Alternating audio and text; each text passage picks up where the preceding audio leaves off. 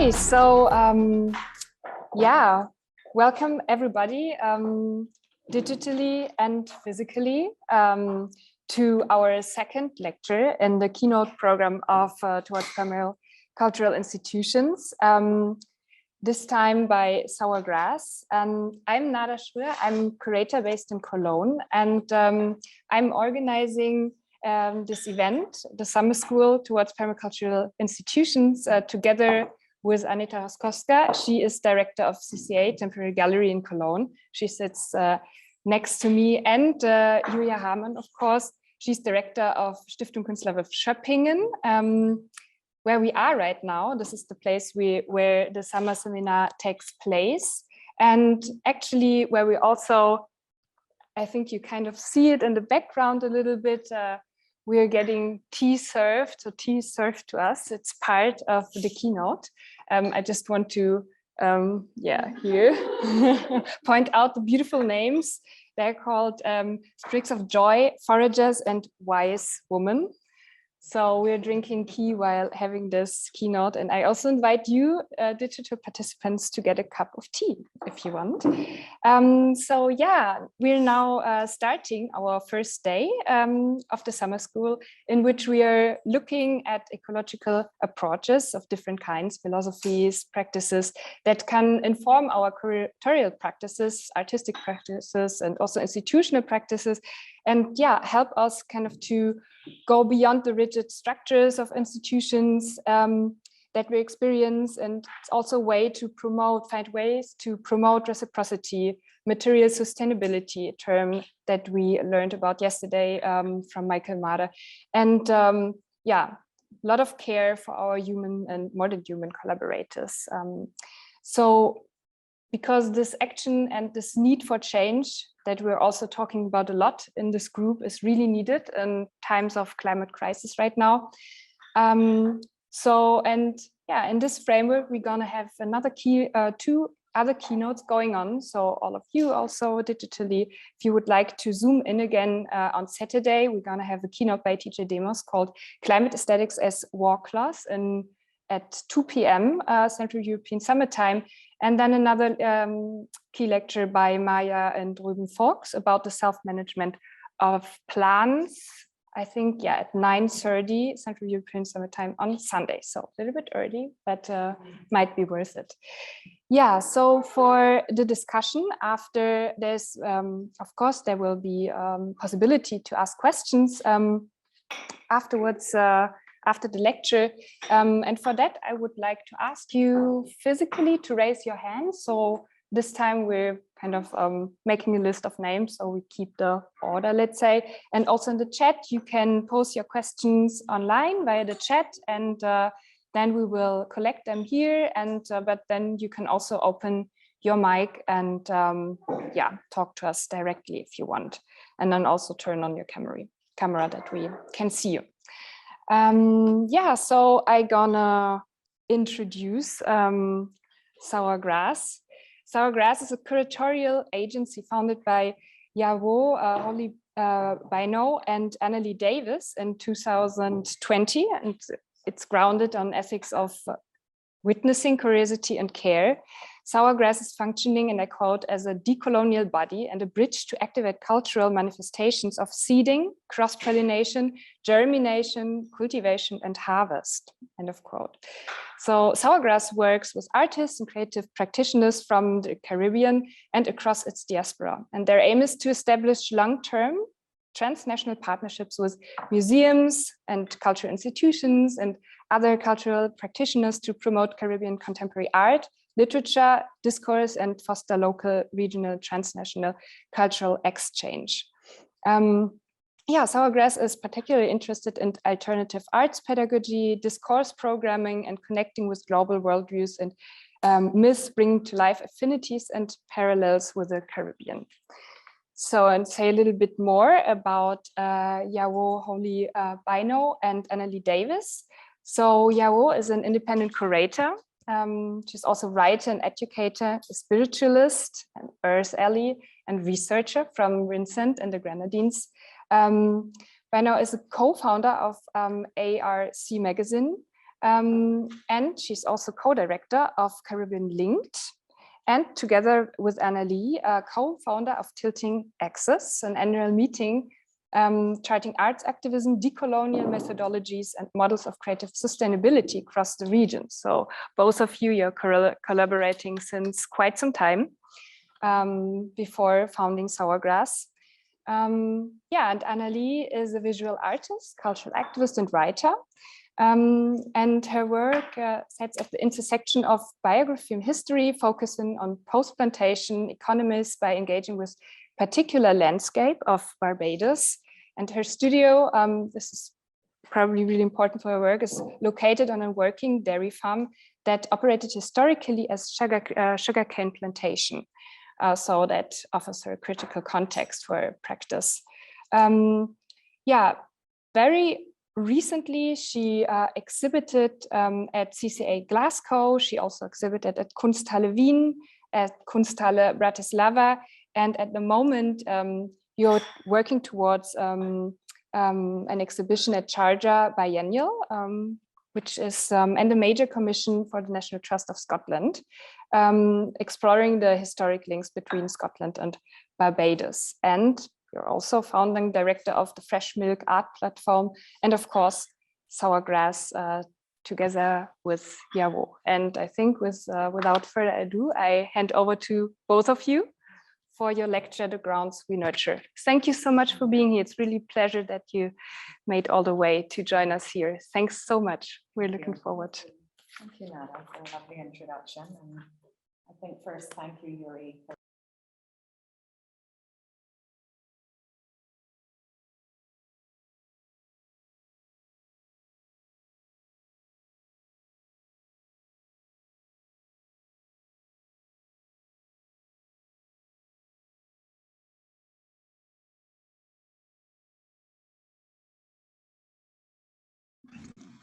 So for those of you that have the sprig of joy, it's heather, honeysuckle, lemongrass, St. John's wort, vervain, and wood betony. That's the sprig of joy posse. And for those of you that are having the forages tea, it's bog myrtle, elderflower, meadow sweet, ribwort, and yarrow. And for those that are having the wise woman tea, it's bay leaf, chamomile, lady's mantle, meadow sweet, red clover, and sage. So these were made with a herbalist on the Isle of Skye as part of the National Trust for Scotland project, and I'll share more of that, but I'll hand over to Yawo. Thank you so much. Thank you, Annalee. Thank you, Nada, Julia, and Aneta. Just echoing the sentiments that Annalee shared. We're very, very grateful to be here, to be able to share with you, and many thank yous to Yuri for that first encounter. So this morning, I want to recall the ground that calling on the ancestors and the spirits of Schroer, St. Vincent, Bekuya, Bekwe, Ichiguraiman, Barbados. Calling on the spirit of land, the Bahamas, the who rose up this knowledge so that I could be here to present this work.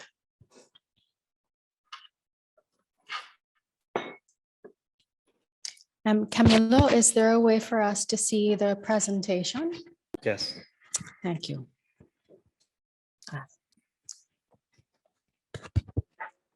I've been engaging in an eco-social spiritual practice acutely since 2016, and I would love to share my experiences informed with compassion and embodied knowledge from across communities across several sites within the archipelago of the Bahamas. I'm sorry, I believe that we are having a problem of sound. Could you turn on your microphone and move a little bit the computer close to them? Because the blue light is on. Yeah, but something with the sun is getting troubles with the mic. Well, okay. So what must I do? Move the Nada's computer closer to you and turn it on the computer. Move the what? Can you? Yeah. Yes, because could you ask them again? Can you hear us? Can you hear me? Just write in the chat, please, if you can. Yes. Okay. Excellent. Wonderful. That's Thank all. you. No problem. No problem. Sorry, No problem. So all of these locations are on the front line of climate change. For some context, the Bahamas is in the North Atlantic Ocean and comprises an archipelago of more than 700 islands with around 30 of them inhabited. The islands have low relief and generally very flat terrain and contain significant wetlands and mangrove forest, with the majority of the population on or near the coast. In fact, about 80% of the land lies less than 1.5 meters above sea level, and as such is very vulnerable to inundation caused by sea level rise and storm surges. The major economic contributor is the services industry, which is largely based on tourism, which accounts for about 90% of the country's GDP. The reliance of the country's economy on tourism and industry supported and reliant on the natural environment makes the country highly vulnerable to climate change and associated natural disaster hazards. To open, I would like to share some words from Adrienne Marie Brown and her work in emergent strategy, shaping change and changing worlds. This book is a kind of a Bible for me. It acts as both lens and root to my viewing of the Caribbean region. She shares, I think it is healing behavior to look at something so broken and see the possibility and wholeness in it. In April 2019, my first spiritual descent into a cave in the heart of Barbados, guided by the indigenous knowledge systems bound in the philosophies of animism, as taught by the Dagara cosmology or worldview, which is a region located in the upper regions of the Volta River in Burkina Faso and Ghana, changed my life. For context, I wanted to just give a working definition of animism that I feel very instructive for me. And this comes from Peggy Ayers, who engages in ethnocultural recovery and rewilding. And she shares, animism is the way humanity has been deeply connected to the land, its seasonal cycles for millennia, in rapport and conversation with the animals, plants, elements, ancestors, and earth spirits. The opposite of animism is the cult of the individual, so celebrated in modern society. And the loss of the animist worldview is at the root of our spiritual disconnect and looming ecological crisis. Human beings are just one strand woven into the complex systems of the earth community. And the animist perspective is fundamental to the paradigm shift and the recovery of our own ancestral wisdom. So this descent into the cave was very spiritual, but outside of that, it was urgent for me. I emerged and I started to commune in fellowship with the wisdom of plants through the mammy apple, the passion flower, and the flamboyant.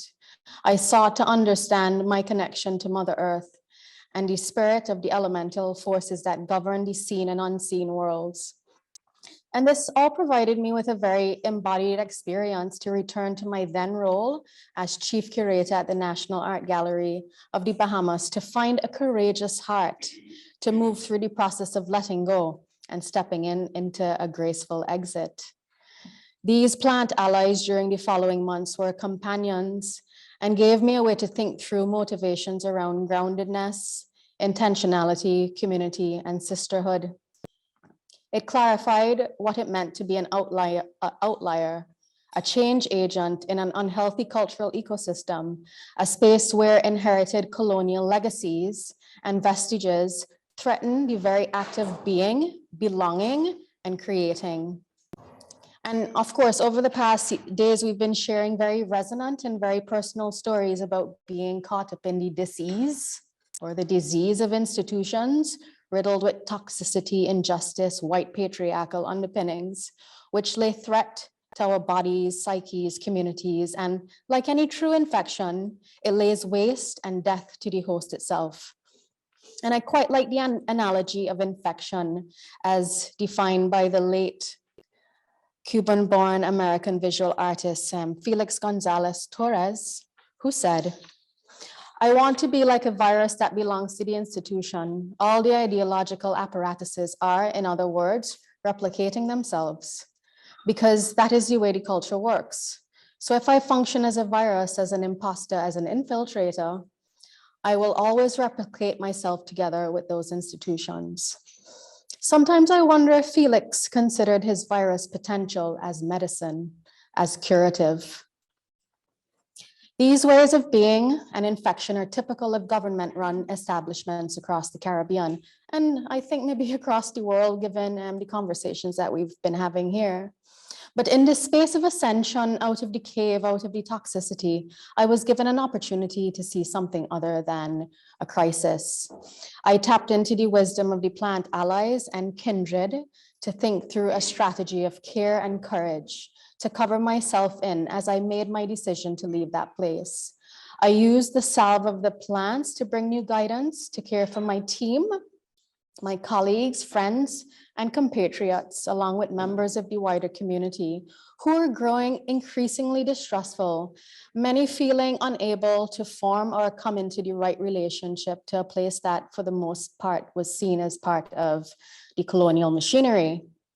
And within that outlier space, being on the periphery and perhaps beyond the periphery, aided by medicine and the ancestors, I decided to actively become a part of the decolonizing machinery in ways that I was not before. In contexts like ours, institutional machinery should always be subverted towards decolonial purposes. As publics who are confronting the violence of underdevelopment daily, it is a part of our unconscious ability and toolkit. This for me was stoked at a very, very early age, listening to Kaiso, or like indigenous song of certain regions across the Caribbean, and reading the literature emerging out of the archipelagic rhizome. I took a lot of instruction from Derek Walcott, who argued that the Caribbean region does not offer an easy unified articulation of sameness through difference, but rather a space where constant negotiation of particularities, extending outward from colonial brutalities, produces an ethics of being yet to come. Malian cultural theorist and filmmaker Manthia Diawara, who was invited keynote to Tilting Axis 5, which was held a few weeks after my ascent from the cave in Guadeloupe, outlined the ways in which Caribbean cultural workers can imagine our space in a different way. He stressed that our efforts to decolonize will only be successful through understanding our shared challenges and connecting with each other on the deepest levels, artistic, social, and otherwise. And Edouard Glissant argues that the essence of colonization is to disconnect people from themselves, which is the original void wound of separatedness, which can only be countered by efforts such as introspection, connecting, by creating safe spaces to explore our affinities, to provoke intimacies, and to find solidarity, and above all, to remember the shared spiritual roots, ancestors, and histories from which we were violently ripped. At the center of this transmission was subversion, self-regulation, and care, and I became more devoted than ever in my role to provide room for rupture, compassionate listening, and tending. L.A. Paperson in A Third University is Possible shared, and I quote, "The bits of machinery that make up decolonizing knowledge spaces are driven by decolonial desires with decolonizing dreamers who are subversively part of the machinery and part machine themselves. These subversive beings wreck, scavenge, retool, reassemble decolonizing knowledge space into decolonizing contraptions. They are cyborgs with a decolonizing desire. Cyborgs are part ghost, part orphan. I chose then to be one of them. For context, the museum was founded in 2003 and was in its second directorship and faced an institutional crisis of not understanding its function internally or externally. Within this scenario, systemic injustice played out much like the ways that we see it being reported through wider feeds, reels, and broadcasts. The internal ruptures and injustices continued to be ignored while the nation was collectively staring down the eye of an historic and catastrophic Category 5 hurricane.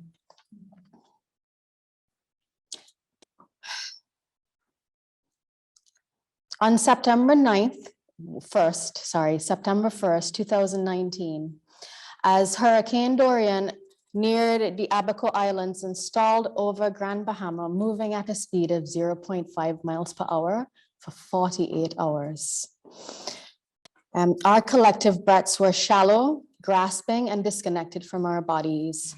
Just for some context and to note, several of the family islands in the Bahamas are among the top ranking of islands affected most by tropical storms and hurricanes. In fact, Grand Bahama has been hit 93 times since 1871. And there were several Category 4 and 5 hurricanes during my tenure in 2015, 16, 17, and 19. Joaquin, Matthew, Irma, and Dorian affected and decimated populations, biodiversity, and infrastructure across Long Island, New Providence, Andros, Ragged Island, Acklands, Crooked Island, Inagua, Bimini, the Abacos, and Grand Bahama. For Caribbean people, at some point in our development, the automatic, evolutionary, and instinctual conditioning takes over to ensure that we can emotionally sustain ourselves during worsened hurricane season, sea level rise. And as we grieve the disappearance of mangroves, primary forests, medicinal plants, and all around biodiversity and animate life forms. So we gathered our collective breath to issue prayers for the unsafe national collections and the cultural patrimony stored in basements and within limestone halls, whose structures shake and sweat with every millibar pressure drop. We look regionally at our national cultural foundations and historic museums and other spaces of patrimonial interest blown onto the precipice of lost time. And most achingly, we hear the story of artists watching their work, their livelihoods, and for some people, their family, loved ones, and neighbors being washed away in waves. As people from low-lying territories in the developing world, we wake every day to the dawning of the end and acknowledge the important role that Mother Nature plays in calling us to be reminded of our purpose. And this call felt so acute during Dorian's landfall.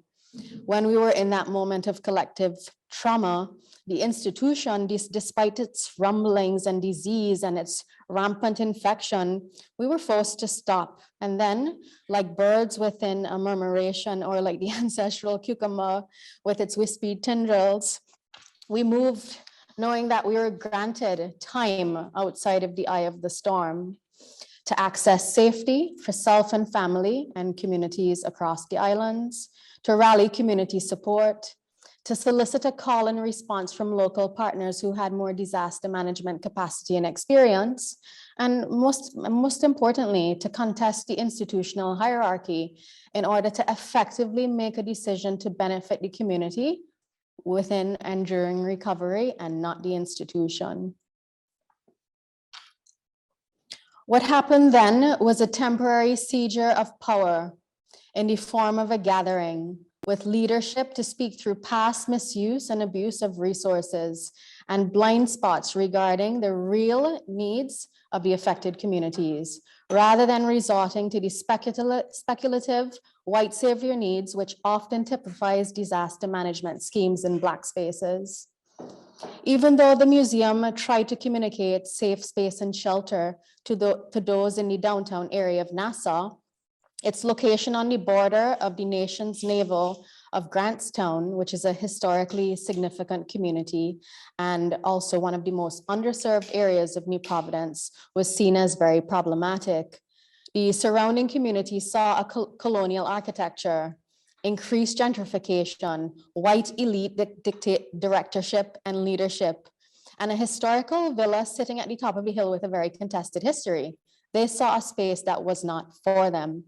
However, There was more sitting on the expanded campus of the institution, something buried, something ancestral, something embodying the wisdom and the technologies directly related to our healing. A historic ancestral hospital turned medicinal garden. So the first documented hospital in the Bahamas and one of the earliest in the Caribbean, known as the African Hospital, sits atop of West Hill Streets at the intersection of Hospital Lane, which comprises the northeastern part of the NAGB's property. This was first identified in a 1788 map of Nassau. The hospital's property became a part of the NAGB's campus in 2016. And while its exact opening date is unknown, the hospital serviced the Black population of New Providence for approximately 50 years. According to research put forward by Tira Novlu, a Bahamian South African art historian, it is unclear why the hospital opened, as Bahamian slaves were considered healthier than most in the Caribbean, in part to a wholesome diet and the absence of rigor on the sugar plantation. One possibility is that loyalists brought established medical practices from the US, and particularly plantations in the US, the south of the US, to the Bahamas in the late 1780s. The more likely possibility lies in the increasing European interest in developing modern medicine. Following the rise of empiricism in the 17th century, European physicians began to seek out large populations to gain experience and knowledge of effective medical practices. Those enslaved in Caribbean colonies were ideal experimental groups to lead bioprospecting endeavors. The enslaved brought across the Black Atlantic ancient technologies of remedies, potions, spiritual practices, and rituals that work in concert with land and spirit. From worldviews shaped by animism, the ancestors who occupy these spaces practiced with known bush medicines, learned new species on arrival with help from spirit, the indigenous population and their bloodlines, to call to life several new cosmologies and practices that have since then been under the threat of erasure. These indigenous knowledge systems are now sprawl across the Caribbean, some sharing root affinities with cosmologies that are nebulous, beyond definition, and in the arms of spirit. Lukumi, Regla de Ocha, Santeria, Obia, Kumina, Voodoo, Winti, Revival, Orisha, Hodu, Kumfa, Palomonte, Palomayombe, Candomblé, Yoruba, Mayal, Poco, Zion, Convince, and there are many more. And I come before you today as Yawo, a newborn, deepening my relationship with spirit and the alive world in the tradition of Lukumi, a Yoruba spiritual technology that did cross the Black Atlantic. The site of the hospital and garden became a place for deep reflection, meditation, and instruction for me. As I was dealing with the grief of letting go of a space and leaving a place that became home, while watching a stalwart art institution, one that I was proud of, enter into slow toxic poisoning, I sat in reflection and co-creation with plant medicine and brought forth some points of consideration, which were later platformed at the temporary seizure of power to speak about the institutional response to Dorian. They include, what can be built beyond architecture to buttress material and immaterial loss? How can we move beyond the language of resiliency as resilience requires time for integration. And like every closed system, this moment for resiliency can't be forced. It can't be coerced. It can't be missed. And my question is integration possible during annual assault? What steps can we take to ensure mutuality while steeped in the toxic vestiges of colonialism? How do institutions take care of the weary, lost, and orphaned? How do they resource staff to learn from organizational patterns, good and bad, in order to build strengths with the human and non-human worlds? How do cyborgs, agitators, and kin continue to resource themselves within and outside of the space so that we can self-regulate in order to feed information back into the wider cultural ecosystem, becoming more trauma-informed and adaptable. How can local embodied knowledge, the ecologies of our surrounding communities, human, plant, and other, nurture new systems of institutional knowledge? Together, we casted a vote to care for our communities in a way that was very different by devising a campaign to address mental health, wellness, and disassociation across our low-lying island spaces. This came to life through the co-creation of the Civic and Healing Psychosocial Initiative, Sanctuary After the Storm. And it was developed to support New Providence-based communities and those affected in Grand Bahama and the Abacos with access to alternative modes of healing through art therapy, individual and family counseling sessions, public fora, wellness and meditation workshop, and the more esoteric energy medicine work in collaboration with plant allies. This initiative highlighted the critical engagements that region-based institutions and Caribbean nations struggle with, while illuminating the need for care and love-centered modalities, intimacy and social mediation. And what unfolded over the course of 2 months was nothing short of a miracle, because within our communities, we were able to co-facilitate healing methodologies that offered those impacted a sense of belonging, normalcy, relief, and respite. We found a way to self-regulate while communing with each other. And this started with an open invitation to mental health professionals and social workers to collaborate with the institution. And 7 lead professionals were able to facilitate an open forum to detail a short-term program for the aftermath of recovery. And this meeting was illuminating, and the campaign that followed was unprecedented for museums in the Caribbean. In smaller working groups, we were able to address crisis management. We had open therapy blocks for families. And of course, all of these services were also offered on-site, off-site, at shelters, and throughout the family islands that were affected. We held open mic sessions and drumming nights, which invited those across shelters, in particular the displaced Haitian and Haitian Bahamian population, to gather at the site of the African Hospital and the garden to storytell, to nourish, to release and play. Children and youth were at the center of our outreach. The institution collaborated with chefs, store companies, the University of the Bahamas, and a collective of activists, muralists, artists, and musicians who were able to move from New Providence to Ground Zero to amplify hopeful images and social programming across broken sites of unprecedented loss. These were coupled with wellness Sunday sessions with mindfulness meditation and yoga, along with programming specifically geared towards younger children. We worked with a Grand Bahama resident who is a Scottish art therapist, and she was able to devise a plan of care and recuperation for youth called Create Space. And just for some context, the Bahamas has a very problematic and layered, contested, shared historic and social history with Haiti, one steeped in xenophobia, classism, self-hatred, and exile.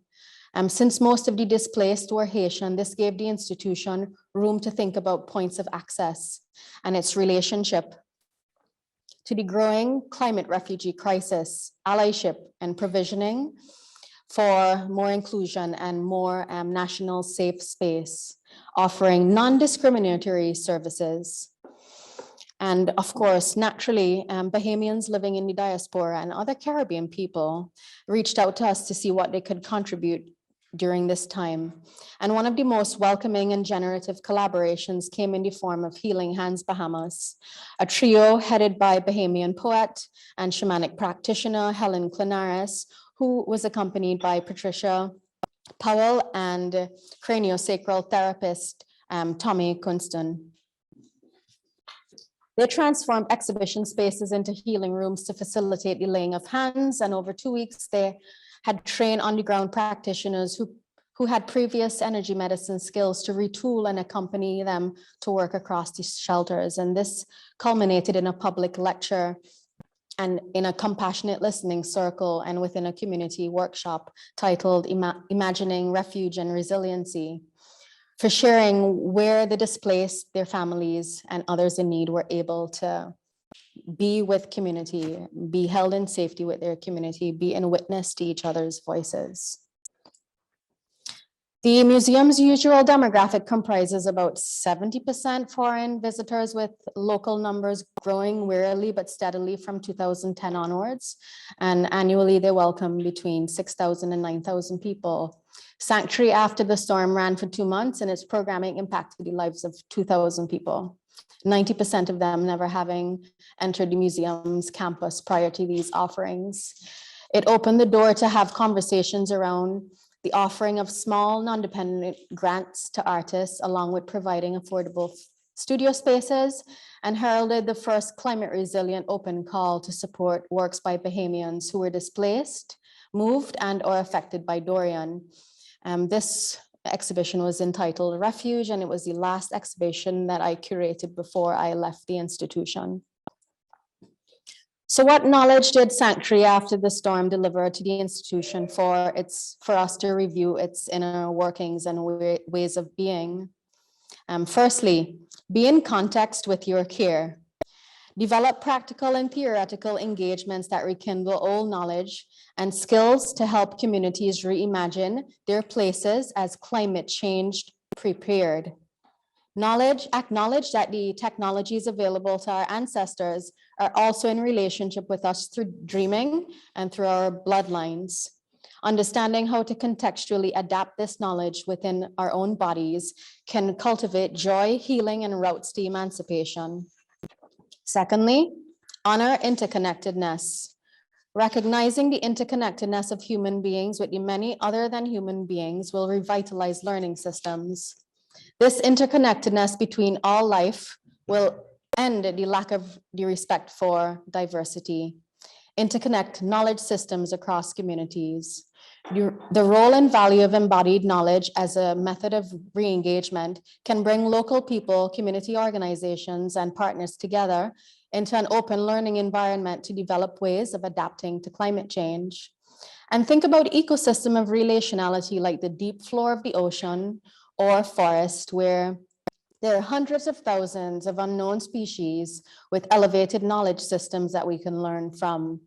Big thank you to Alexis Peskin-Gums for her meditation on the adaptability of mammals. Rest. Determine when the ground you're upon needs rest. Think about the institution like fallow land. Know when it is rewilding, when new species are emerging, what is of benefit or of threat. Without this time to observe and determine what's there, you might be plowing over and destroying fertile seeds for tomorrow. My ancestors had a rule of resting the land and their bodies during the 7th year. And after hearing Yuri speak yesterday about the DNA and the genome, the information embedded in the seeds lasting for 7 generations, and elders from various traditions, indigenous and otherwise, calling up the knowledge lineage moving 7 generations forward and backward, I'm even more interested in understanding how this folkway became embedded in my culture. Make healthcare mandatory. Provide mental health days, add flexible time to the working structure, ensure that you continue to look and challenge late-stage capitalism and its effect on everyone connected to the institution, staff, families, and all community members. Breed polycultures, a lesson learned from emergent strategy. Work through affinities by breeding polycultures and intersectionalities. Cultivate mutuality, and we can, this lesson was taught in a very, very beautiful way by the knowledge of the 3 sisters. The 3 inseparable sisters, corn, bean, and squash, can only thrive when grown together. And heal the severed relationship that we have with the land and the damage of colonialism by directly funding psychosocial programs for youth and efforts linked to food and medicine security, because they too need to see and realize polycultures of their own. And finally, nourish and welcome the death cycle. The role of organizers within an ecosystem is to be like earthworms, processing, aerating, making fertile ground for nutrients of energy, the elements and everything that dies, including us, to nurture the next life cycle. And this will create new economies of relationships, a new society of care and respect. And no creative project endeavor, regardless of function, needs to last forever. Walk into sunsetting, to succession planning, and dissolving gracefully. My curatorial practice has hinged on the ethic embedded in the wisdom and caring, which was exemplified in this project. Listening to the local community to ensure that needs are listening to the local community and to ensure that needs are integrated and not speculated was key to this venture. And the wisdom in sanctuary drastically shifted my relationship to the climate emergency and the legacy of compounded trauma and the need for support mechanisms to combat the exponential dread across the Caribbean. And I continue to work with the wisdom of plant allies in multiple ways through something called La Dieta, which is what shamanic practitioners are often called to do when they initiate into working with the plant. They kind of sit in a diet with the plant medicine for a very, very long time. And the ways of knowing move beyond the rational. So we walk into the plant, we find companionship, and the plant becomes integrated and it develops a relationship with us. I have so many experiences to share and very little time today, but I just want to call two of them up, the Vincidor, the Vitex, and the Jimson weed or the Datura, both poison, both medicinal, both dealing with death and the rising of the feminine. And over the last 2 years, I've deepened my eco-social and spiritual relationship with 2 gardens. One of them failed, but was very instructive, and the other in process. And I'm currently working on a TEK and intergenerational archival project called Bush Medicine, which is funded by the Prince Claus Fund and the Goethe Institute under their call for artistic responses to environmental change on my 7 square mile home island of Bynoe, which is located in St. Vincent, and the Grenadines, which has a population of 5,000, so a little less than the village here. As generator and healer at the Hub Collective, which is a social arts NGO, we're building my island's first ecological medicinal community garden using the techniques of permaculture, but maybe epistemologies beyond permaculture to regenerate Bynoe's soil, while using the site as a space to expand medicinal biodiversity on the island and heal trauma and ruptures that the community has with the land due to our colonial history. To guarantee that this garden aids in biodiversity, we're working with permaculture experts, and we're going to plant this garden, which is about twice the size of the garden outside, with perennial species, a lot of bush medicine, and we also have plans to erect a plant nursery. We want to do an ancestral seed exchange, and it is going to be the first community space aiding in diversifying the ecological services on this very water scarce island. BMR uses elder storytelling towards community healing via the recovery of TEK. And weekly we share information on bush medicines through illustrations, reports from elders, and field images, which make the plants identifiable to our wider community. This information will live in a handbook via a website and will be launched at the end of the year. And across the site is a community mural project. And the garden is located in a very special space. It is in the capital of Port Elizabeth, close to churches, schools, and most places of business. And throughout the year, we will be having several permablitz and composting workshops. And we planted our living fence in May, and I'm happy to report that it's coming along very, very nicely. Through this project, we have engaged with elders to produce a mini documentary highlighting heritage stories and a series of conversations in collaboration with Bynoe's most vulnerable demographic. That's my mom on the top left. These activities will feed into a deeper reciprocal relationship activating the dwindling community spirit that once placed our island on the global map. And to end, and in reflection, I am ever thankful for the descent into the cave, for the ascension, for the medicines that the passion flower gave to my dreaming, for the clarification that the flamboyant brought to my voice and intention setting. And finally, I give thanks to the Mammy Apple with its queen of the forest indigenous magic, which took care of my rooting back to the ancestors. And all of this work is dedicated to my great-grandmother, Iris, who tended the land daily, grew her food, lived to be 104, so I got to know her, and who comes to me frequently in dreams, letting me know what is infection and what is indeed medicine. Okay, all right, thank you.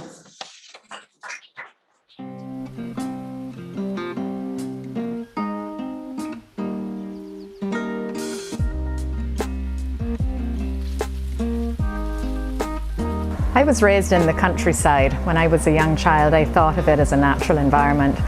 I spent my formative years moving from one rural environment to another, and later understood that these landscapes, rather than being natural terrain, were perfectly manicured plantations, where varieties of sugarcane were carefully bred and planted in 5-foot by 5-foot plots in ploughed fields. 1,742 cane holes were planted per acre. There wasn't anything natural about the plantation. Since the early 17th century, this land has been deforested, mapped, farmed, and under surveillance as Britain's first sugar isle. Those actions, under the guise of empire, expansion, and progress, contributed to what is now understood as the birthplace of the Anthropocene or the Plantationocene, the era of environmental transformation and climate collapse. What was once understood as a passive space has transformed. The lands are now showing agency, rupture, and abundance. I try to listen to it with another ear, and I wonder if we listen to it more carefully, what we might hear and what we might learn about it and about ourselves. My work straddles biography and history, focusing on post-plantation economies by engaging with this particular landscape here in St. George, Barbados, where I've been located for the last 20 years. It was a former 17th century sugar plantation and converted to a dairy farm more than 35 years ago. I'm interested in drawing lines on paper, interfering with lines on ledger pages, forming lines that connect this time to that time. My practice recognizes the need to draw new lines, refusing to accept that all lines have already been drawn. The Wild Plant series acknowledges the agency of wild botanicals growing in former sugarcane fields. I once saw them as weeds, but I later understood their medicinal value. Grown and cared for by enslaved Africans, used in Afro-syncretic spiritual practices for healing, these plants shaped identity in slave societies.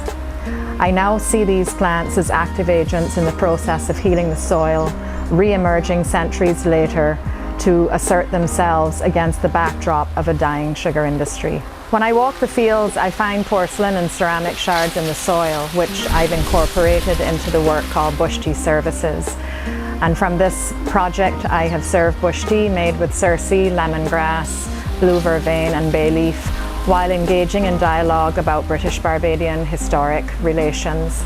I was surprised when speaking with London-based participants by their lack of understanding regarding our shared history and how the landscape was transformed by the colonial project to modernize their society. How could they not recognize us after so many centuries of entanglement? Bush Tea Plots, a decolonial patch, is a permanent intervention located at the University of the West Indies in Barbados. It references small plots of land given to the enslaved people where they grew food and medicine, took care of themselves and of each other, becoming important sites of tradition, healing, and ritual. The plot was a creative pre-capitalist site located within the larger capitalist colonial machinery of the plantation. It resisted the dynamic of the plantation and became a space for the creative imaginary, the nurturing of spirit and of memory. My current commission is developing an apothecary at Walker's Reserve in St Andrew. It's located in the Scotland district. It's called the Garden of Hope, and it's located on what was a 17th century sugar plantation. It then converted about 50 years ago into another kind of extractive economy. It was a silica sand quarry, and that's now going through another transition to become a permaculture site. The Garden of Hope is dedicated to indentured women, invisible women who eked out a living in the harsh landscape of the Scotland district, as well as the women and girls who were listed in the 19th century slave registry for walkers. And that living apothecary is going to include plants that will focus on women's reproductive and post-reproductive health. It will have plants that will be used for a general first aid kit.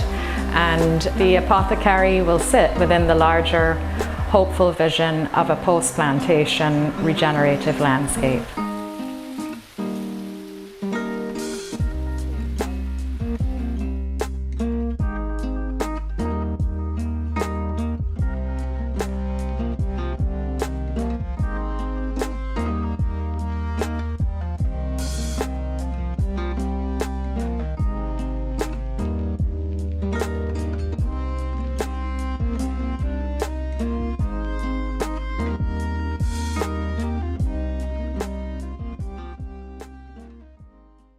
Okay, so I've called this a series of plots, and I'm thinking about the word both as like a verb and a noun. The enslaved and indentured were often given small plots of land within the context of the plantation, and I think of these plots as spaces where the enslaved and the indentured became human within that larger kind of trauma colonial project. There'll be some repetition of images from what you just saw, just to kind of reaffirm some of the work. This is where I live. The long roof to the right is the barn that houses the cows in the day, and the smaller roof to the left is my home, and just under to the left of that is where my studio is located. So when I look out of my studio window, I look on to the mill and the old sugar works building. And that mill is, this property began as a sugar plantation in 1667. The mills were a technology that Brazilian Jews brought to Barbados in 1654 when they were fleeing religious persecution there. And that's what sort of kickstarted what we call the sugar revolution. And the economy just kind of blew up because it became a more efficient way of producing cane. Barbados was at one point, I think I was sharing with someone, the richest spot of land on the earth, 21 by 14 miles. And I often think about Antonio Benitez Rojo. Yawo was speaking about infection. He's a Cuban essayist, and he wrote a critical book called The Repeating Islands. And he spoke about Caribbean history was akin to a long annelid parasite that was growing in the bowels of the region. And it's such an amazing statement to speak about that history of the plantation. So when the British arrived in 1627, there was they met a very biodiverse island. The Caribbean has a number of kind of biodiverse hotspots, but by the third quarter of the 17th century, that biodiversity was erased, and it basically became one very big plantation. So I see this every day, and it's impossible not to be reminded of this history. Am I using the right arrow or the down one? Yeah. I walk a lot. I see walking as a kind of, it's not just for exercise, but there's a kind of a ritual practice associated with walking. And through COVID, we all learned the word curtilage. So in Barbados, you had to stay within your curtilage. And I was very privileged because I had 120-acre curtilage where the cows were. And so I was able to walk a lot. And that really saved my sanity through that period of extreme lockdown. But walking the land has become really important, and it informs a lot of the work that I'm doing. And it's a time for thinking and dreaming and imagining and processing. I often reference St. Augustine said, it is solved by walking. And I think if there's any challenge, that if you walk, you will sort it out. I'm really interested in substrates. These are plantation ledger pages. The British Empire used ledger pages globally. It's how they accounted for everything. And I was interested in, maybe 8 years ago, I found hundreds of ledger pages in an abandoned bookkeeper's house on the estate where I grew up, but we no longer lived there. And so I threw them out the window 2 stories down, put them in the car, and felt like I'd struck gold. And this was something that I needed to work with. And I'm interested in the ledger page because it suggests a certain level of order. These very neatly delineated rows and columns, but they really exclude so much information. And a lot of the history that we speak about is often through the economy of the sugar industry and the sugar plantation and the colonial project, but there's a lot of other information that's missing. And I had like the opposite upbringing of Yuri, because I didn't have parents that were doing like these very cool alternative things. My father was a planter. I was born on a plantation that was owned by the government that he managed. And then he acquired his own plantation. And I was kind of in the belly of the beast, I guess. And he used to remove weeds, either by labor or by chemicals. And he prided himself on a weed-free estate. It wasn't until I was much older that I understood in my impoverished education, which didn't speak about any of this, that these weeds had so much value. And so I was trying to do work that would begin to educate myself on the value of these plants, not only to biodiversity, but to the way in which enslaved Africans were able to take care of themselves, to build community, to develop bush tea, bush medicine, bush baths, and that they too should have a place in these ledger pages that would tell another story, offer another way of thinking about the history. After finding these plants growing after centuries of kind of being taken out, finding them growing in abandoned sugarcane fields because the industry is dying, the next step then was to think about making teas. And so I would harvest plants from the land where the dairy is now. And this piece was commissioned by Cooking Sections, and I took it to London as a kind of a mini act of reparation to serve not sweetened tea, which is the second most drunk beverage in the UK, but to serve this healing tea as a performative discursive project. And in the serving of the tea, it would leak. And so it would speak to the messiness of history, the gaps in history, the gaps in our knowledge. And it was here, you know, this is not that long ago, but I really never had an understanding that the average British person did not have a clue what I was talking about. And that's what I would say, but I've known you for 300 years. Why do you not know who I am? I don't understand. And it was all of the foreign people that came in on Baker Street in London that knew exactly what I was talking about. It was very bizarre. The last project in the video, that place is also called Walkers. So I'm raised on Walkers, and this other site is called Walkers because it was also acquired in the 18th century by a man called George Walker. So there's a strange synchronicity between the work I'm doing on the land where I live, where I squat. Actually, I don't own it, but I'm squatting there at the grace of my family. And this other Walkers. And here the substrate is kind of like the contour lines. Barbados has been mapped like many places for centuries, but the mapping, of course, is not neutral, and it's really done around ideas around extraction. What was the quality of the soil? Where could you plant different varieties of cane? So these are plants that have been growing within that site. So it's, again, a way of learning about the wild plants. Are these kind of, they're not drawing on the history of botanical illustrations and that kind of detailed drawing, but they're more kind of meditative drawings that are responding to the plants. And they sit on top of these contour lines as a way to say, we're important, even though we've been ignored for so long. My commission with the National Trust for Scotland, they have a project called Finding Our Past. No, I've just forgotten that. But it's an acknowledgement on the part of the National Trust that many of their properties in Scotland were funded by the transatlantic slave trade. And I had shown work at the Royal Botanical Gardens, Edinburgh, and they were interested in it. And so I've been working with them for almost a year. And there are several parts of the project. One is to work with a high school of crofting students. So crofters are like peasant farmers that worked in the Highlands.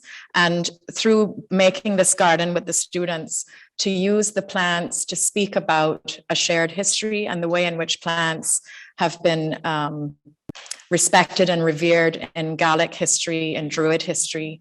And then through that to speak about how plants have been used within the Caribbean and enslaved society. So the crofting students, it's an elective course in the school. They're 15, 16-year-old students, and they will continue to care for the garden. And the tea that you're drinking, which I made with Jeanette Taylor, who's a herbalist on the Isle of Skye, harvested these plants from the Balmacara estate, and she will go back and teach the students how to harvest the plants and to make teas so that they have a kind of a more embodied understanding of the value of the plants. The reason we chose Balmacara estate, which is in the Highlands, the Scottish Highlands, is because the owner of that estate was the governor of Barbados from 1800 to 1806. His name was Lord Seaforth. And he was one of the first people in the Caribbean to bring plants from the Caribbean to Kew Gardens. He was a natural history buff and an amateur botanist. So there was an obvious connection to working with this estate. But again, it was really interesting that no one there knew about the movement of Scottish indentured labour to Barbados. And this was information that was entirely foreign. Their curriculum around history is British history, and which tends to be more about English history. So in a way, we're able to, work in the garden and to speak about these shared histories through plants and their healing properties. The bush tea plot, which is at the University of the West Indies campus in Barbados, inspired by Sylvia Winter, who's written about the plot as this pre-capitalist site within the larger capitalist machinery of the colonial project. And so this project was a kind of a vitrine that is showcasing the soil profile, the limestone. Barbados is a limestone island. And there are about 10 plants in here that then the QR code takes you back to a website called the Bush Tea Plots WordPress.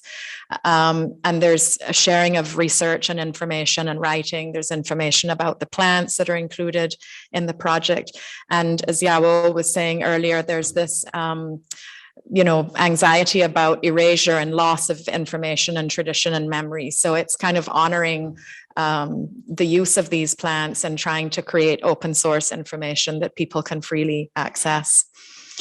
And then there's a space in Derbyshire called Harlem Art Space Gallery in the belly of the Industrial Revolution in the north of England, who invited me then to do a bush tea plot for their site as part of a solo exhibition. And the brick building in the back houses the Harlem Art Space, but it was originally a cotton mill. And Barbados exported cotton in the mid 17th century to Britain. And so this bush tea plot was developed to use plants that would include plants that people that were working in the mill would have used for spinner's phthisis, bronchopulmonary illnesses. And they were foraged. So this was through COVID. So I worked with a guerrilla gardener, and there was a small team of people that we collaborated on the selection. And it was, when you look at some footage of the cotton mills, you see the cotton falling like snow, which people were ingesting, and then they were developing spinner's phthisis. And when it was suggested that they would bring in fans to blow the cotton out, they said no, because it made them feel full. It was a way that they, felt satiated, which was, kind of.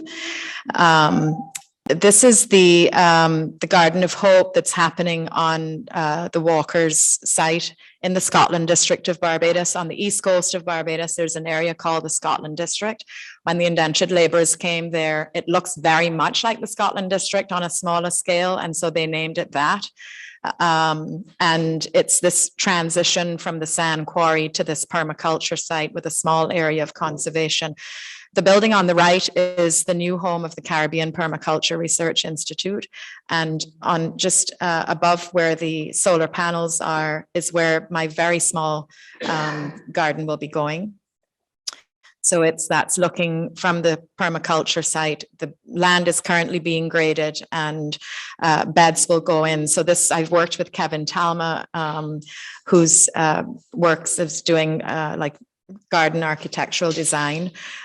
So we have about 30 plants that are going in here, and the focus is on women's reproductive and post-reproductive health. So people that come in to do workshops and scientists will then have access to this as something to use for research and to have a closer understanding of the plants.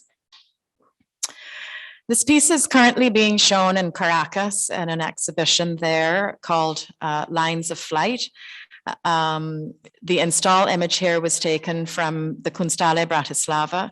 It's actually an exhibition curated by Maha and Ruben Folks. They will be joining remotely later. But the question I had for this work was really about how can I form a more intimate relationship with a landscape that has been so heavily mediated by 4 centuries of colonization through first the sugarcane plantation and then now under tourism. And so the walking as ritual is a way that I have thought about forming a more intimate relation with the land. The drawings are done on daily analysis records, which are from an abandoned sugar factory lab. And rather than having this kind of scientific recording of what happened in the lab, the idea then was to walk the land and in a way just to respond to the space and to create these drawings on the daily analysis records. And then they sit on these contour lines, which are the contour lines of the space where I live and work. So it's these more subjective ways of looking at history. I'm interested in the character of the overseer. Maybe you know the overseer, who was very central in the colonial project. So he would oversee land and he would oversee labor. But I'm thinking in contradiction to that, this notion of inner seeing.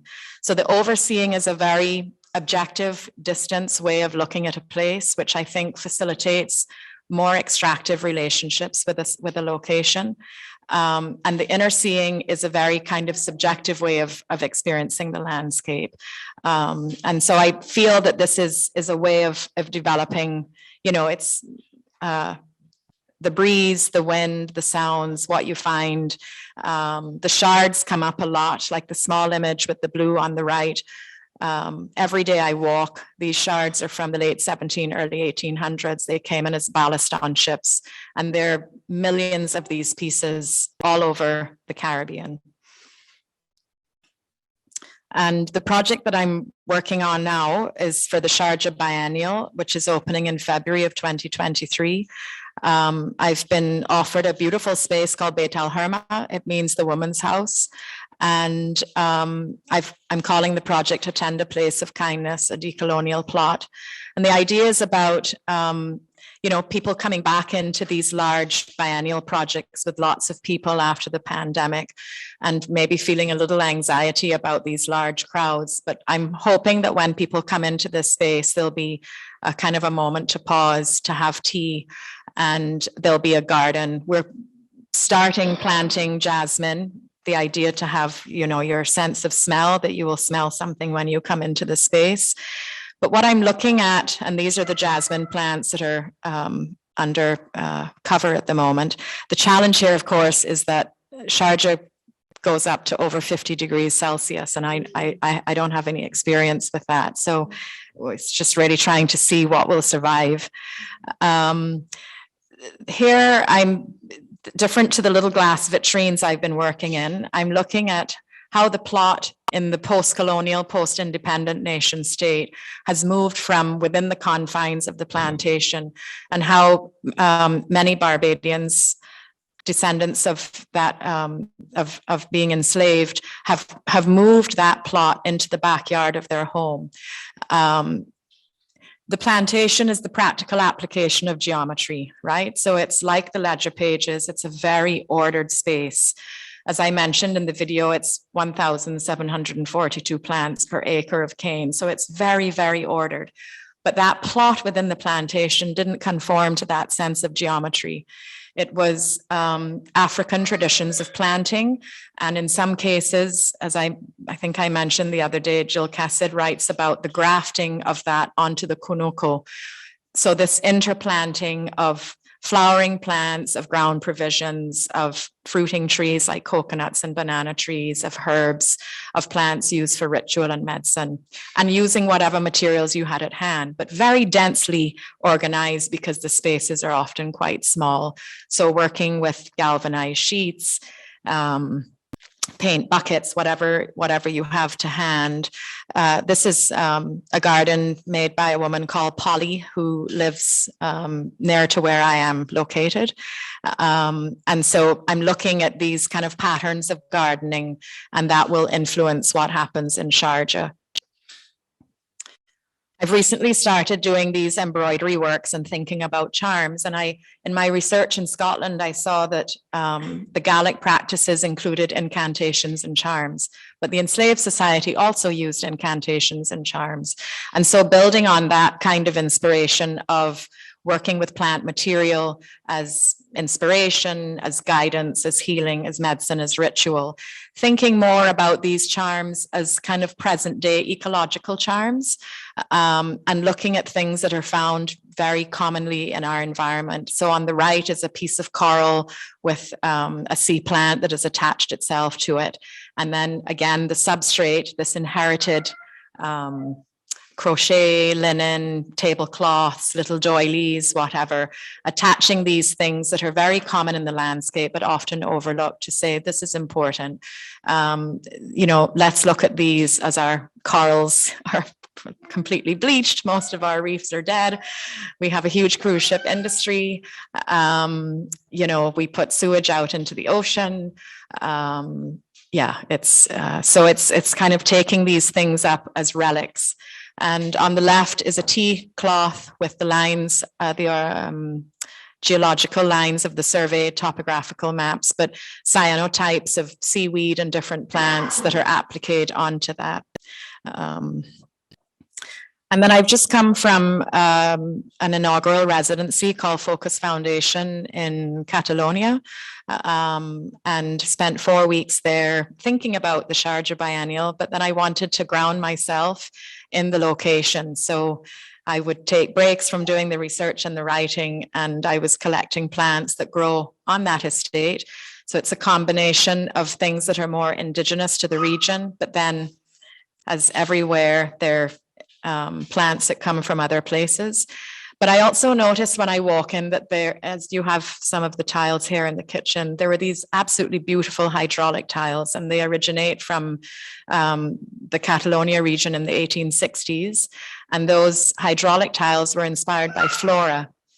And the house where I grew up, there were a few of these tiles, so I recognized them immediately. And I'm thinking a lot about how we look at nature and there's this urge to be creative and to be inspired. So I was interested in linking these hydraulic tiles that are made in cement with the plant material that was there. So there's fennel and Queen Anne's lace, St. John's wort, and I've forgotten the name of the last plant. So I did a series of 28 drawings when I was there. And now I've started, this is the last slide, working with embroidery. So on the inside of the small building in the Sharjah Biennial, I'm going to have a series of banners. And I thought, well, we're going to hell in a handbasket. Why not pray to flowers while we're on our way there? So I'm beginning to learn how to embroider. And Rosa, who is works at the Focus Residency as one of the janitor staff, had a bride dress making business which went under in COVID, and so she's now become a cleaning lady. So we were collaborating a little bit. So the idea is to make these long banners that, kind of like the garden, are very dense. This is just the very beginning, but they're very dense, so they speak to the density of this combination of plants. So there'll be this combination of crochet and, things that came in from the UK to Barbados that have become part of the vernacular traditions by many Barbadian women, and to create a series of these tapestries, and really thinking about a space of beauty, of serving teas. We'll be activating that apothecary courtyard in Sharjah through a series of workshops that will be about tali, which is a disappearing embroidery technique that people in the Arab world use, making teas, focusing on women's sexual health, on reproductive and post-reproductive health, workshops using cyanotypes and kite making for children, thinking about composting, about, growing plants. So yeah, these are just some of the projects I've been working on, but I wanted to focus on those connected to plants. So thank you very much. Yeah, thank you very, very much to share your work and your deep engagement with environment, with histories, with community, with questions of justice and climate change through your really central and embodied practices that take the form of healing, of various forms of healing actually. And maybe this is also, maybe first of all, we open up before. I have one question in mind, but first of all, I would like to see if there are already any questions in the digital audience or the physical audience. The kind of new way of working at the Institute you left, I was wondering, is there a continuation of that work, or what's your feeling towards leaving something that you, that is such an important thing to do? And then, I wonder if you could elaborate on that.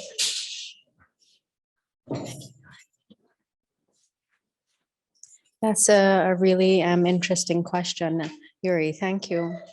I had to figure out how to draw a boundary, and that took a very long time.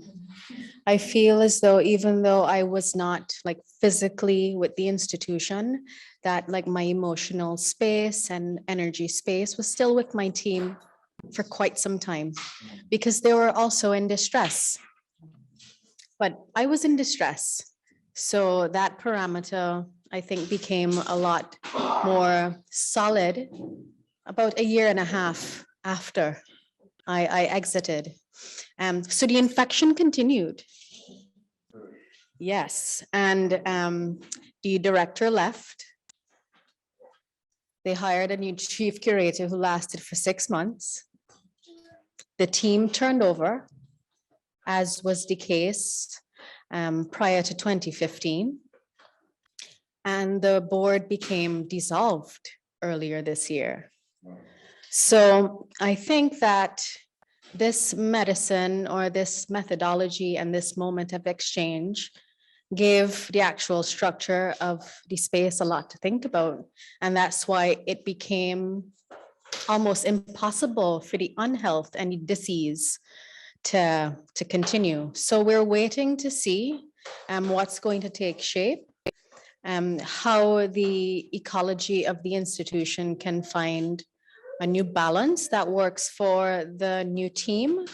And there's been a lot of erasure within that moment from like 2017 on to 2019, the like actual erasure within the archive, meaning they built a new website and a lot of information disappeared. So I feel that there's a lot of like embedded shame within the space in terms of people knowing the disease and people knowing how toxic it became, because we were very vocal. And I'm hoping that there are some lessons learned. I'm hoping that they can figure out a way to bring health back into the space and perhaps use all of the tools that surrounds the institution as well to inform whatever that new structure is. I don't have a lot of hope for Caribbean institutions. Oh, I don't, because even though we are in like revolution and awakening, I'm so entrenched in the vestige that it's going to take a lot more than just this moment of crisis. So we'll see, we'll see, we'll see. I mean, that sounds really bad that I don't have any hope, but it's really the truth because it makes everything so sick. I hope that the people who are coming in can engage in a way that could drop more medicine in. But if we follow history and the history of the space itself, I'm hoping that like the ancestral tools from that African hospital can do something to this new kind of assemblage of psyche. Yeah. Thank you, Yuri. Yeah, thank you for the presentation. Thank you. Thank you.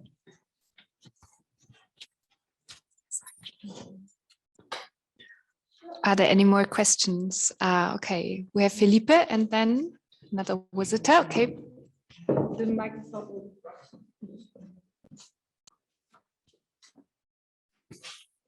I guess this is an open question. I think maybe both of you can elaborate on this, but it's also a question for like maybe sparking a bit of speculation and reflection on this, which is something that struck me about what we just heard is this idea of being the plantations, one of the early sort of the places of birth of these systems that later we went on to benefit from, that later generated economy and the surplus to fund cultural institutions, to create the wealth that later somehow, either for guilt or philanthropy, got distributed and started institutions. But now we see with all the layers of complication and catastrophe that impacted your work, your institutional experiences in the Bahamas. So I wonder, how do you see this in a temporal large scale? Because yesterday we just had a brief conversation, and I just said that at times I find, in my case, South America, but I can be expanded to other locations that are somehow in the past, somehow not as central and developed as we might find, the global north. And I was just trying to argue against that, say, I think they're caught up in a strange temporal scales where they are both in the past and in the future. They show us what has not worked before, but they're also resolving lots of things years ahead. So in that, I wanted to ask you, how do you articulate a bit this kind of twisted notion of past, future, this temporal? Yeah, so the joke is that we have a third part, but we're out of time. And the third part, I think, addresses that question, because in the work that Yao and I have done is imagining other ways of working, right? So the Caribbean is a place that is not known for nurturing. It has an extraordinarily traumatic history. A lot of violence. There's a slaughterhouse that literally sits below the soil of many bodies. And even though our governments are Black and Indian, it doesn't mean that they have shed the cloak of the colonial way of working. So, there are a lot of issues in terms of governance and leadership and structures and boards and committees and inefficiency and all of that. So we have both left the institution. I worked for the British Council, I left. We're both functioning independently and we're forming our own platforms. And those platforms are very consciously about nurturing. We are committed to the Caribbean. We have chosen to come back to and remain in the Caribbean. 1 or 2 generations before, if you're a creative person, you did not come back because there was no space for you. I think a lot about artists as orphans. And what we have tried to do is to create homes for people who feel that they have been abandoned Because even there's so much richness, there's so many people producing incredible work as musicians and artists and writers and filmmakers, but we don't have the infrastructure to house all of that. And so the work we've been doing through Fresh Milk and ARC, and if maybe this is an opportunity to just do it and just like ring the bell when you need us to stop talking. But this is the commitment that we have, which is to working multi-generationally across all linguistic areas. So we work across the French, Spanish, Dutch, and English. The Colonial Project gave us a divided linguistic territory and made us think that we were separate, but we are not. And our work insists that we are a collective region. We have a lot that we share historically, and we insist on working across all linguistic divisions. So this is a map that Fresh Milk, an interactive map that Fresh Milk developed so that you could go in and you could look for educational institutions, museums, artist-led initiatives, and you could learn about the region. Because we've been mapped by other people for centuries. We're now mapping ourselves for ourselves so that we can understand how to move through our own space, and these resources are for us. So I think that the response to that is that you build your own spaces, you build your community, and I'm always being nurtured by the people that come after me. I'm mentored by the people that come after me. So we think about multi-generational, we think about gender, we think about language, and we also engage with the diaspora to some extent. Yes, Felipe, thank you so much. I feel that this kind of collaborative spirit to buffer and to create some protection from the institution's toxicity is really essential. Annalee and I have been working together for 11 years. And as such, we've built a sisterhood and, a sisterhood here, and then another kind of like kindred family around the projects that we're doing, because this aspect of being an orphan, this aspect of being in a place that is like anachronistic, like oftentimes we think of the Caribbean as a space that's very much behind, but we want to argue for a different kind of like creative capacity, a different kind of knowing. And we'll go through very briefly 3 projects. The first being a residency project that was started in 2012 in collaboration with Elvis Lopez from the Atelier 89 in Aruba, Fresh Milk and ARC. And this project really addresses the notion of us not knowing each other. So every year for about 3 to 4 weeks, we invite artists, curators, writers, etc., to come into the space, to really get to know each other, to live together, to cook together, to be together, to integrate, to learn from each other. And this is a very, very fertile space for curiosity, exploring each other's culture as well. For some artists, it's going to be the first time that they've had an opportunity to leave their countries of origin. So this is a really, really big moment of encounter where they get to play, to integrate, to know the larger ecosystem while having the structure of support and care. One of the beautiful things about Caribbean, like it is a labor of love, and I think it's one of our favorite projects.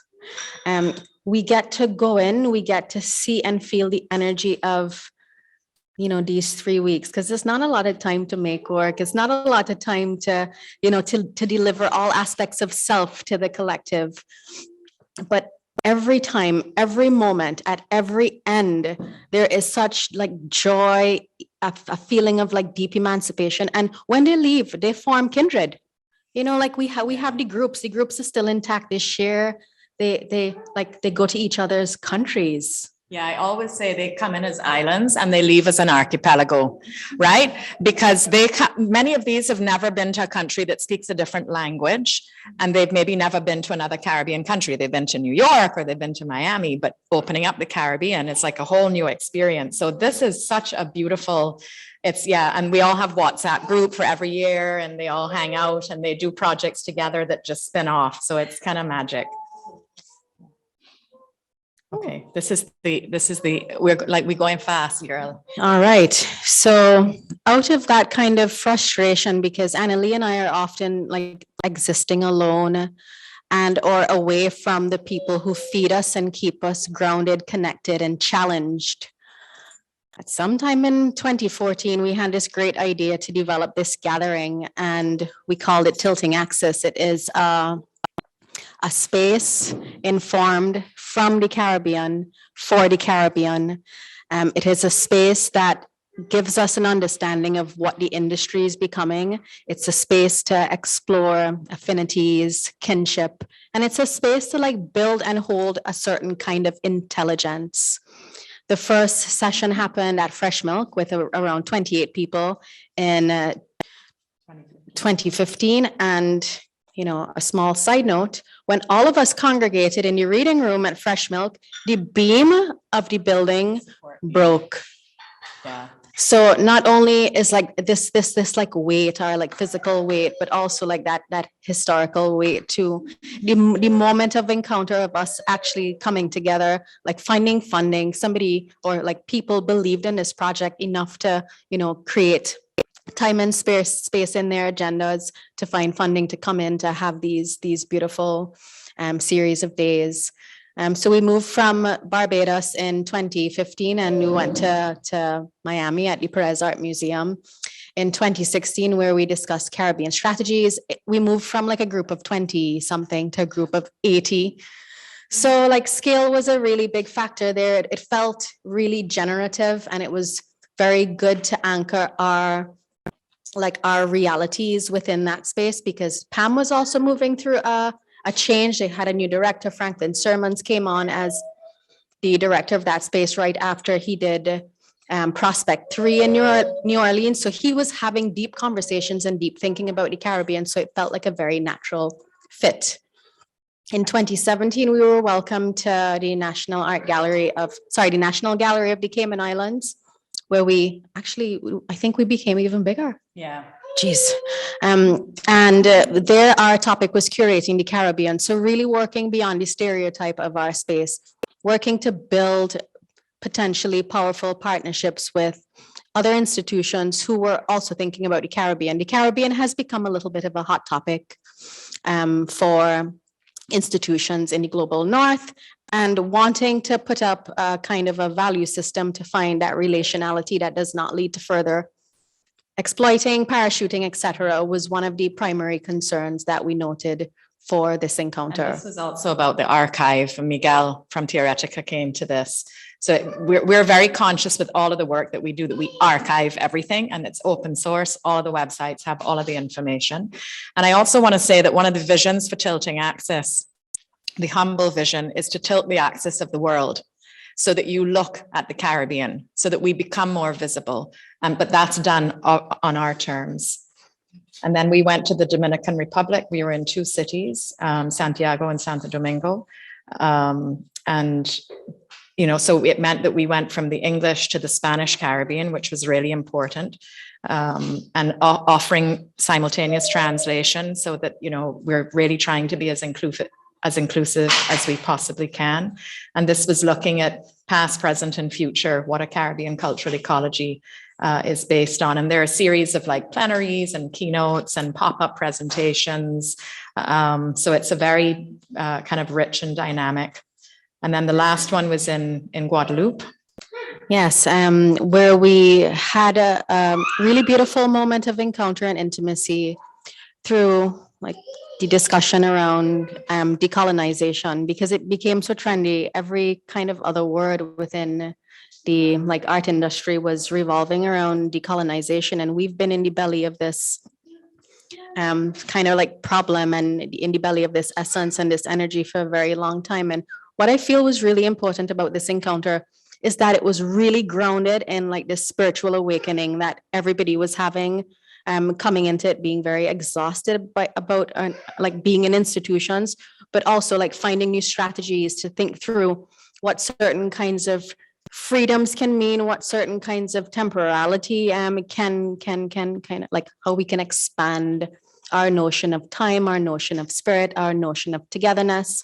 This was really instructive as well, because the French Caribbean and Martinique, you know, we were being housed in a very particular location. We were being housed at the Memorial Act, which is one of the first institutions, or maybe the first institution dedicated to the legacy of the transatlantic slave trade in the Caribbean. So we were like grounded in a very ancestral space, grounded in an institution that I think understood the intention of what we were bringing forward.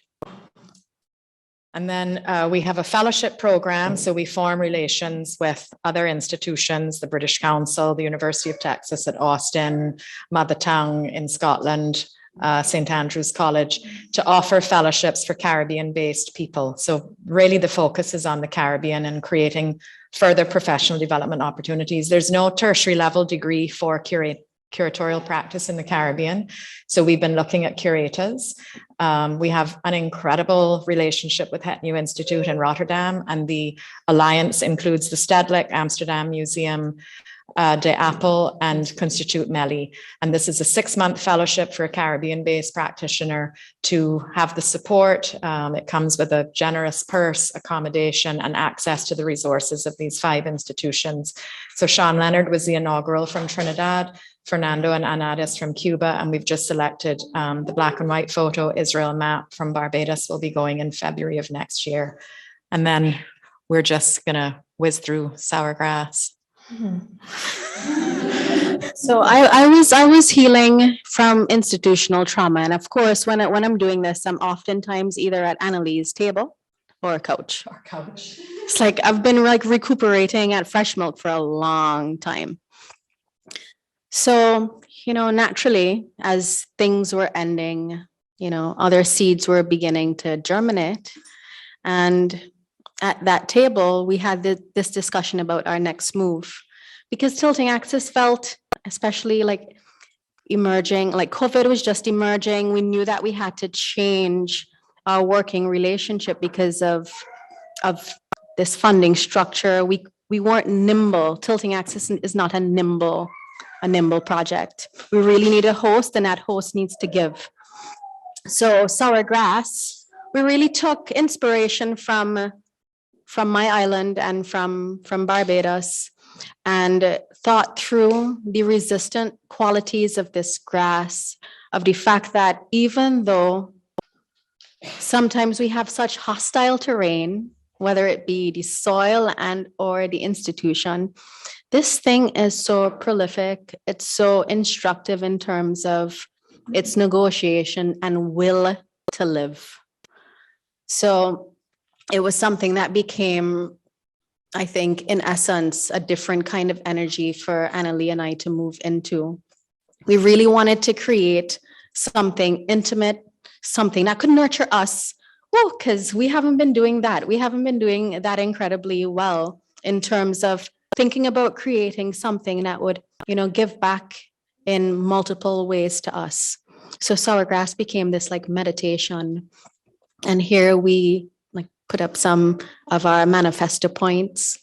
Thinking about slow cultural work. Yeah. And, and degrowth. These are things that we've been thinking about for a few years. How can we work more slowly, more meaningfully, have longer term partnerships with people that we respect and care about, because then the work is so much more fun and it's much more efficient.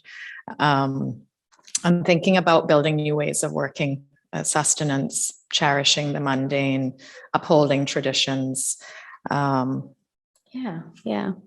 And through this, we started to have a conversation with Sophia from Constitute Melly, and she was really interested in the work that we were doing separately and collaboratively. And we were able to form a multi-year collaboration with Melly, where each year we bring a Caribbean artist who's never had the opportunity to exhibit his or her work in Europe to the institution. And last year we supported Jamaican-born, Trinidad-based Jasmine Thomas-Gervin in a show titled Bathed in Sacred Fire. This collaboration was really, I think, beautiful, instructive, and it continues to give Annalee and I an understanding of how we want to work with institutions, what is our like mediation, what are our value systems, because we don't want to continuously deplete ourselves, and we want to give the artists that we're working with an understanding of what that healthy support feels like in like real intangible ways. They get a commission. We go to Rotterdam for 2 weeks. We try to embed as much into the space. We work with partners. And oh, this garden is the garden at Zwart Piet. And Yuri, you developed some of this garden in collaboration with the students. Yeah, and it was a big anchoring space for Annalee, Jasmine, and I when we went in terms of like thinking about how we develop a holding space to anchor the exhibition, all of its programming, and our intentionality. Yeah, and this is, we had a wonderful gathering there. The students served food and teas made with things from the garden. We then had a session with Jasmine speaking with Olive Senior, who's Jamaica's poet laureate and has done a lot of beautiful writing and poetry that they've both kind of fed off of each other in really nourishing ways. So this was laying a table for the ancestors to activate the exhibition. And our next artist is from Puerto Rico. Her name is Beatriz Santiago Munoz. She's working with film and installation, so a very different kind of exhibition. It opens on the 9th of September. You're all welcome to come to the opening. And this is the last slide with a still from one of her main pieces that will form the base of the exhibition. And we are done. God, y'all have been great. Yeah, thank you. That last photo, is that still from a film? Yes. Okay, I just wondered if, it's called The Raven, The Trench, and The Mare.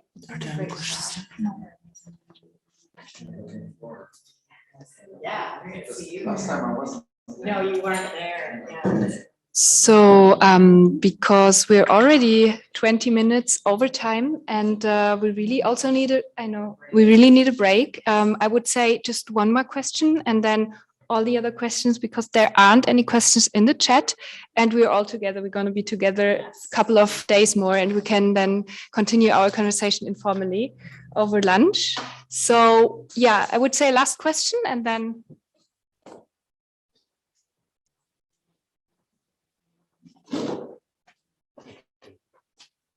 So I'm dyslexic, so I'll try not to meander too much. I wrote it. As an ex-Israeli, I have a complex relation, if not resentment, to grass lawn. That was important to Palestine by the British and still is a major landscape element. And I have even more complex or hateful relationship to pine trees that are covered hundreds of destroyed Palestinian villages. Now, my question before Annalee started your presentation was how you can even live in colonized landscape. And I think you show some amazing examples of that. Now the meandering starting. In the past few years, we have a lot of talks about invasive species. It's an important part of ecological thinking, and there's a lot of opinions about what you do with invasive species, which are also not a result of colonialism, but definitely capitalism and the destruction of this planet. I would like to know what you think about invasive species in terms of your practice, and how it might inform institutional, curatorial, or artistic practices. Thank you.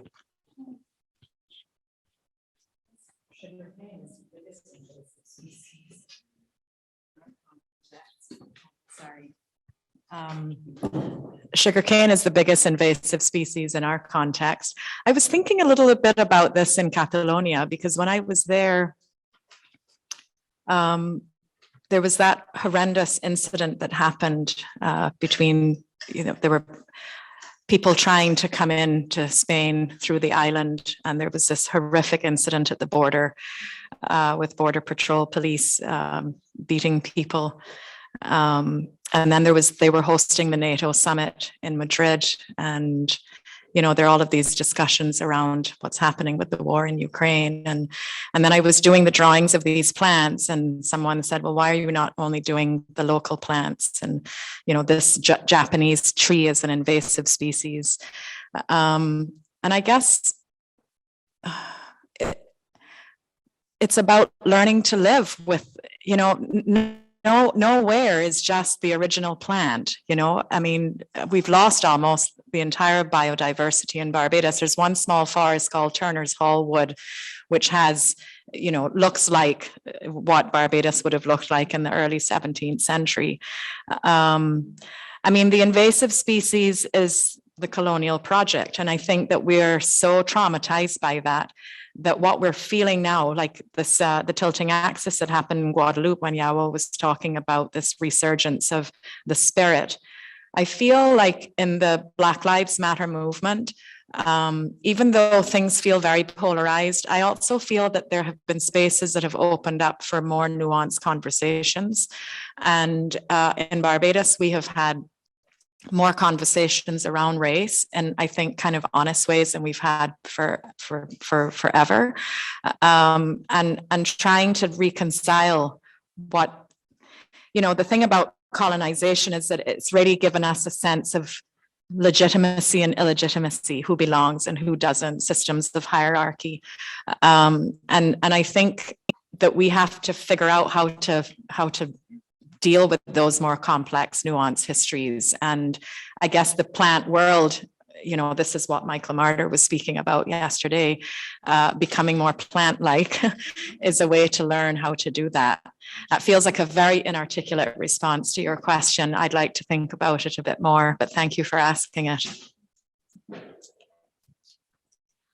There's some like suggestions through remediation that offer me a way to think through the ways in which plant life, vegetal life, the ways in which the alive world seeks to create its own balance.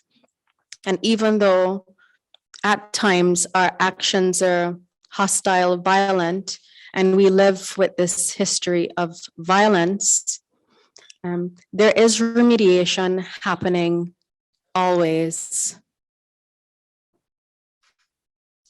Not sure if that addresses it, but the remediation like helps to give me some sense of what might be possible.